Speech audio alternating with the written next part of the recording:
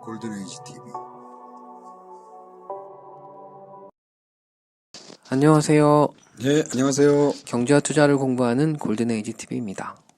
오늘도 지난 시간에 이어서 부동산 투자의 새로운 방식인 공모리츠를 조금 더 상세히 알아볼 건데요. 들어보시면 아마도 투자 포트폴리오에 리츠를 투자해야 되겠다라고 생각이 들 수도 있을 것 같습니다. 저희가 방송이 되고 나서 리츠 가격이 계속 오르고 있습니다.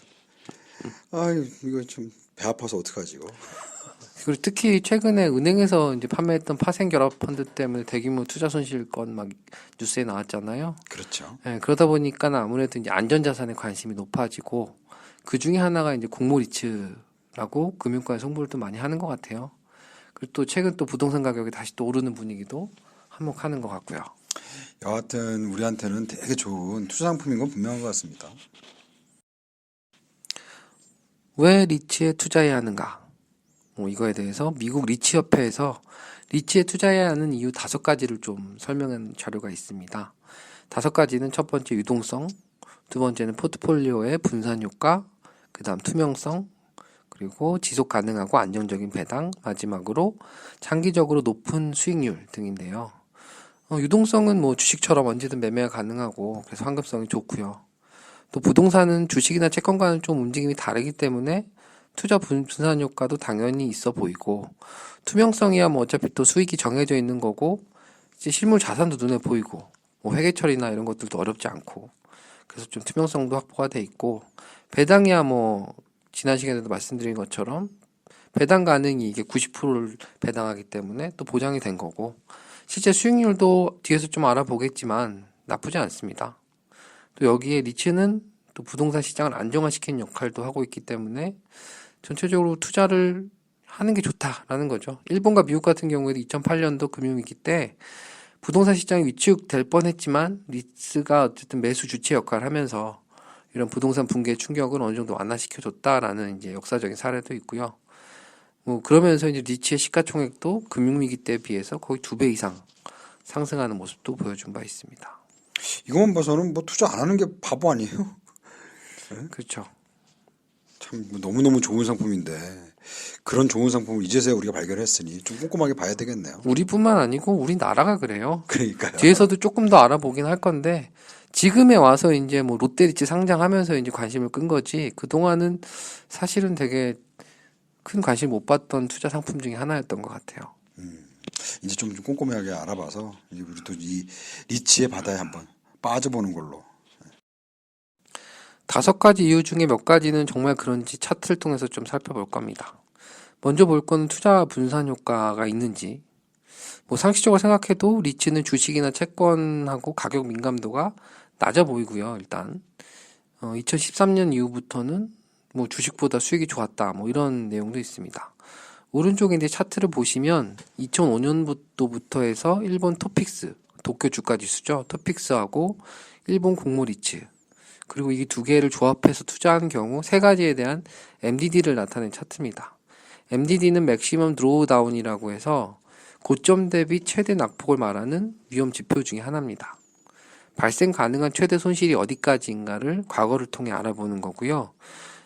보시면 금융위기 상황에서는 오히려 리츠가 MDD가 컸지만 그 구간을 제외하면 토픽스하고 리츠를 섞는 포트폴리오 전략이 MDD를 낮추는 가장 큰 대안이다라는 걸 볼 수가 있습니다. 그만큼 크게 폭락할 위험이 적다는 말이고요. 리츠는 이제 대형 주식보다는 규모는 작죠. 규모가 작은 자산은 대개 평균 수익률은 높아도 변동성은 크기 마련인데, 리츠 같은 경우에는 평균 수익률이 시장보다 높고 또 높은 배당 수익률이 안전마진이 되면서 변동성도 대형주 수준으로는 거의 낮은 수준이라고 볼 수 있고요. 이것 때문에 투자 포트를 편입시키면 위험 요인 개선 효과가 좀 날 수 있는 경우가 있습니다. 사실 투자 분산이라고 하면 핵심은 리스크 해지인데 그 리스크 해지할 수 있는 것들이 요 지표만 봐도 좀 보이네요. 그리고 그 아까 잠깐 얘기하셨지만 이 리츠만 갖고는 당연히 엄청난 뭐 금융위기가 왔을 때는 오히려 더 커질 수는 있겠죠. 이게 당장 부동산 가격이 폭락한다는 그런 느낌이 드니까. 금융시장이 불안해지면서 뭐 금리도 올라가고 이러면 결국 부동산은 타격을 받을 수밖에 그렇죠. 없으니까요. 그렇죠. 그런데도 불구하고 그런 아주 극단적인 상황을 제외한다면 리스크를 아주 해지할 수 있는 좋은 수단인 거는 뭐 일본뿐만 아니라 뭐 어딜 봐도 그럴 것 같네요. 다음은 고배당을 볼 건데요. 리츠는 결산 시마다 주주들에게 배당 가능한 이익의 통상 90% 이상을 의무적으로 배당해야 되기 때문에 가장 높은 수준의 배당금을 지급하게 됩니다. 오른쪽 차트 보시면 이제 일본의 대표적인 리츠인 니폰 빌딩 펀드의 배당 수익률하고 토픽스의 평균 배당 수익률, 그리고 비슷하게 이자를 지급하는 국제 수익률을 비교한 건데요. 훨씬 높은 수준의 배당이 발생하는 걸 볼 수가 있습니다. 특히 배당 재원 자체가 부동산 임대료에서 발생하기 때문에 비용 구조도 단순하고 이게 뭐 이익이 갑자기 올라가거나 내려가거나 하는 일이 별로 없겠죠. 그리고 손익 같은 경우도 극단적으로 악화되는 게 오히려 더 어려워 보이고요. 그러다 보니 배당금은 안정적이고 예측이 가능하다는 특징을 가지고 있습니다. 그러니까 이렇게 고배당이라는 얘기는 내가 만약에 어떤 물건을 샀을 때 그거를 뭐 예를 들어서 저번에 말씀드렸지만 한 6에서 7% 정도를 10년간 갖고 있잖아요. 그럼 2배가 돼요. 그렇죠. 뭐 배당 받은 걸 또 투자하고 또 투자하고. 그러니까요. 복리로 가게 되면 2배가 되기 때문에 그 사람들이 이거 반값 뭐 폭락을 해서 이제 반가격밖에 안 됐어라고 얘기를 해도 걔를 그냥 장기적으로 갖고 있으면 그 자산 가격도 올라가게 되지만 결정적으로 배당이 꾸준하다면 무조건 회복을 하게 됩니다. 시간 싸움이거든요. 그 내용이 그 다음 장에 나옵니다. 이제 고수익성, 정말 고수익성인지 오른쪽에 토탈 리턴 지수. 토탈 리턴 지수는 배당하고 또 배당을 재투자해서 발생하는 자본이익을 합산한 지수인데요. 이거 보시면 2013년도를 100으로 했을 때 미국, 일본, 호주 등등 주요 국가들이 150까지 상승하는 걸 볼 수가 있습니다. 배당률도 높고 이런 것들이 이제 복리 효과로 나오는 것처럼 보이죠. 그러네요. 뭐 기본적으로는 배당만 갖고 사실 이거 복리 효과를 낸 거잖아요. 다시 얘기하면 리츠 가격 자체 상승한 것까지 감안한다면 아마 이거보다 더 높을 수도 있겠네요. 지금 최근에 가격도 많이 올랐으니까. 네. 이 다음은 리츠가 이제 뭐 투자 상품이다라고 하는데 리츠를 평가하는 방식에 대해서 좀 얘기를 할 겁니다. 사실 이거 제가 제일 궁금했어요. 이 도대체 어떻게 평가해가지고 리츠라는 걸 적정 가격으로 하나. 그렇죠.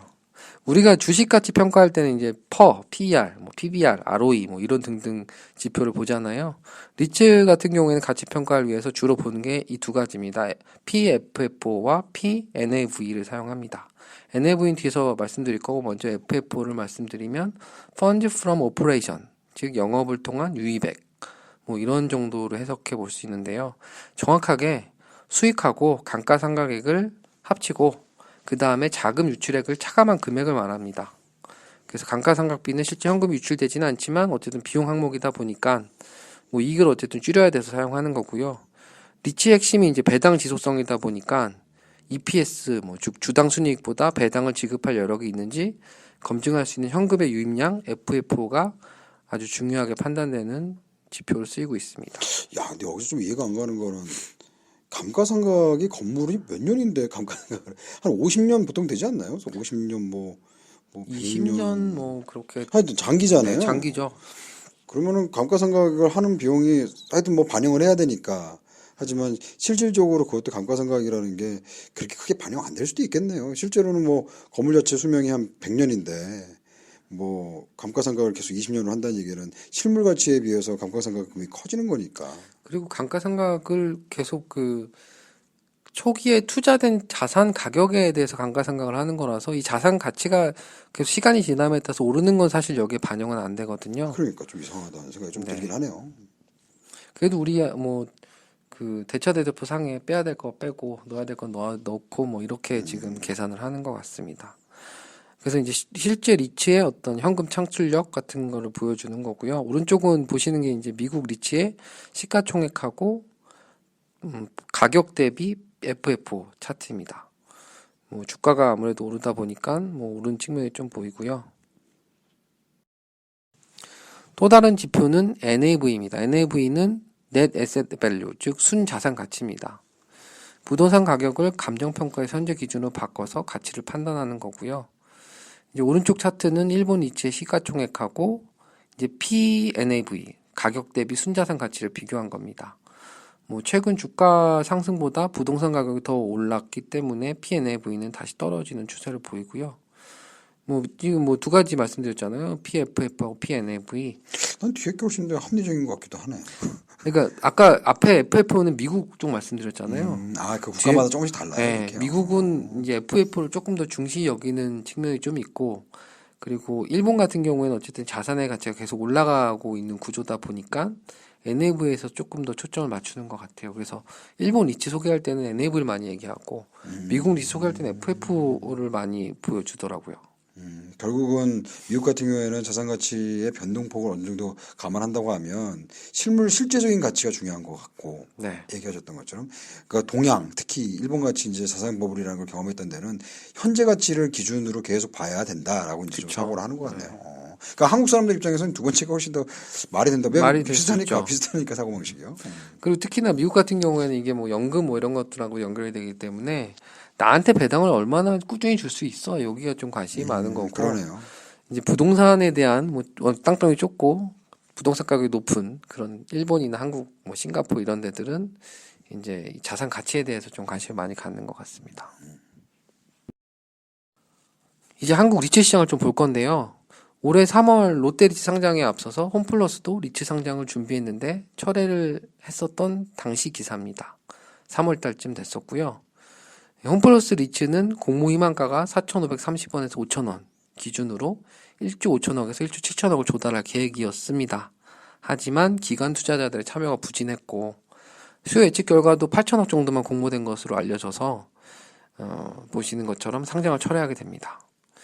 홈플러스 매장 기준으로 해서 배당도 한 7% 수준 괜찮을 것 같은데, 문제는 당시 이제 홈플러스 대형마트 부문의 영업이익이 2016년 3,200억에서 2017년 2,400억, 2018년 1에서 3분기 1,093억으로 계속 감소세였고요. 또 이 당시에 또 글로벌 경제의 불확실성까지 겹치면서 미국하고 중국하고 뭐 갈등도 있고 하다 보니까 이제 전체적으로 시장이 참여하는데 좀 부진했던 것으로 분석을 하고 있습니다. 결국은 뭐 재수가 없었다는 얘기네. 그렇죠. 딱 타이밍이 안 좋았다는 얘기네요. 그리고 당시에 저희가 뭐 그때도 저번 시간에 말씀드렸지만 우리가 이제 롯데리츠를 제외하고 한 7천억 정도 시장이었거든요. 공모리츠가. 근데 이제 조단위 공모가 이제 최초라서 뭐 생소한 것도 있었고, 이제 하지만 지난 시간에 말씀드린 것처럼 6개월 만에 롯데리츠가 흥행에 성공을 하면서 대반전을 보여주게 됩니다. 하여튼 결국은 롯데의 힘이 아닌가 싶기도 합니다. 홈플러스는 현재 주인이 없잖아요. 그렇죠. 외국계 사모가 이제 어쨌든 가고 있기 때문에. 근데 롯데는 어쨌든 주인이 있는 상태니까 그런 것도 크게 작용하지 않았을까 싶기도 하고요. 백화점 브랜드하고 아무래도 마트 브랜드하고 좀 다를 수는 있죠. 그렇죠.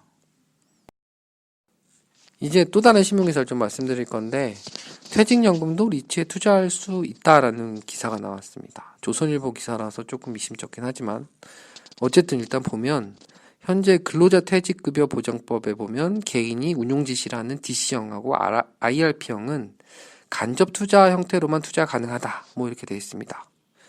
아무래도 DC형이나 IRP는 개인이 직접 계좌를 관리하는 만큼 위험성이 높다고 보고 간접 투자만 허용하는 건데요. 이거를 이제 리츠를 매입할 수 있도록 연내 이거 그 법을 통과하겠다, 시행령을 통과시키겠다, 이렇게 발표를 했습니다. 이거 보면요, 얼마나 정부가 급한지를 알 수 있어요. 왜냐면 리츠 시장 빨리 성장시켜야 되겠는데 정부에서 지금 현재는 아마 당분간은 계속 여러 가지 유인책을 써서 리츠 시장을 급속도로 확산시키려고 할 겁니다. 그러니까 이게 그 퇴직연금에서 있는 계좌까지 어쨌든 이게 안전하다고 이제 홍보를 하면서 뭐 좀 이렇게 좀 돈이 좀 쏠릴 수 있도록 해서 성공 사례가 자꾸 나와야 되거든요. 그러기에는 퇴직연금 같은 거 아주 좋은 거죠. 그리고 배당이 안정적으로 쭉 나온다라는 조건이면 퇴직연금, 여기 뭐 내용에도 있지만 퇴직연금 제도 도입하고 뭐 안정적인 현금이 나오기 때문에 충당금 같은 경우도 이제 쭉 쌓이는 구조라서 괜찮을 것 같다는 생각이 드네요. 그럼요. 그래서 사실은 리츠라는 거를 빨리 조금 도입을 했었으면 퇴직연금도 좀 더 활성화시키고 IRP도 좀 더 활성화시킬 수 있는 좋은 요인이 됐을 텐데, 이런 거 볼 때마다 한국 금융시장이 뭐 규모나 이런 거에 비해서 어찌 보면 되게 낙후화되어 있고 정말 이게 좋은 상품들이 한국 내에 잘 소개가 안 돼요. 그러니까 한국 사람들이 어떻게 보면 외국으로 자꾸 나가려고 하는 이유가 있는 것 같습니다. 이런 거 보면. 우리나라 같은 경우 투자하면 다 부동산 투자에 쏠려 있기 때문에 맞아요. 것도 있지 않을까 맞아요. 싶고요. 그래서 보면은 상반기 말 기준으로 퇴직연금 규모가 193조 가량 되고 이 중에 DC형이 한 50조 원 정도 된다고 하더라고요. 그럼요. 그래서 50조 원 중에 뭐 다 가는 건 아니겠고 일부 이제 뭐 자산들이 이쪽으로 투자가 되면 10%만 거도 5조 원입니까? 그쵸. 우리나라 지금 리츠 시장 다 합쳐봐야 뭐 아직 5조도 안 될 텐데요. 그럼요. 그래서 뭐 이런 것들이 앞으로 리츠에 호재가 될 거다. 오를 확률이 있다. 뭐 이런 내용이고요. 그러다 보니 이제 최근에 NH, 뭐 신세계 뭐 이런 데도 리츠 상장을 준비하고 있다는 기사도 몇 개 찾아볼 수 있었습니다. 당장 유통 리츠가 가장 빠르게 올라오지 않을까 싶네요. 아까 얘기한 것처럼 NH 같은 경우에는 하나로마트일 테고 신세계는 뭐 이마트일 테고 신세백화점하고요. 그런 데 갖고 있는 유통 리츠만 해도 뭐 올라올 수 있는 게 상당히 많고 아마 홈플러스도 조만간 다시 하겠네요. 그러면. 지금까지 왜 리츠에 투자해야 하는지 뭐 이런 장점들하고요. 평가하는 방법 그리고 한국 리츠의 성장 가능성에 대해서 좀 알아봤고요. 다음 시간에는 우리나라 리츠 상품 몇 개 없다고 그랬죠. 그거에 대해서 좀 상세하게 살펴볼 겁니다. 원자재를 통해 경제와 투자를 알아보는 시간, 다음 시간에도 좀 더 재미있는 내용으로 찾아뵙도록 하겠습니다. 감사합니다. 예, 감사합니다. 골든에이지 TV.